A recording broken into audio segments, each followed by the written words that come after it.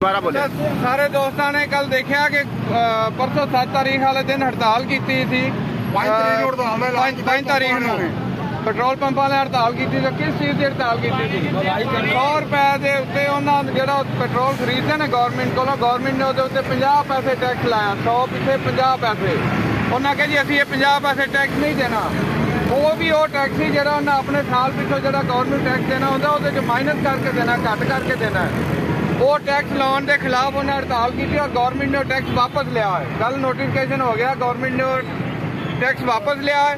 कल हम गारमेंट्स वाले यानी कपड़े वाले, होजरी वाले वो हड़ताल कर रहे हैं। उन्होंने कहा जी असी भी वो सिर्फ 50% 50 पैसे टैक्स लगा। उसके खिलाफ सारिया तनजीमां जिन्हें ऑर्गेनाइज इदारे ने, एसोसीएशन ने, garments association, textile association, pharmaceutical association, तमाम लोग जो ऑर्गेनाइज ने वो हुकूमत तो मुतालबा करके अपने टैक्स वापस करा रहे हैं। सिर्फ मेहनत काश और मजदूर जोड़े ने वो गैर मुनज़म ने वो एक एक करके खड़े ने।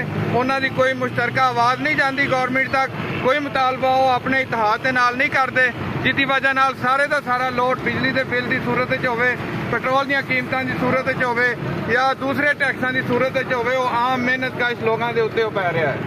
तो इस वास्ते यो ही जी गल दसन जी कि जेडे 10 20 30 50 कल 50,000 लोग होंगे, जो मुनज़म होवोगे तो कोई आवाज़ सुनी भी जाएगी और असर भी होएगा और वो मुतालबात मन्ने भी जाएंगे।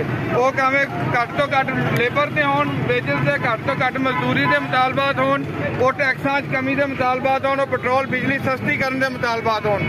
लेकिन वो बगैर मुतहद होया एक 2 4 लोगों के मुतालबे नाल वो मुतालबात नहीं मन्ने जाने।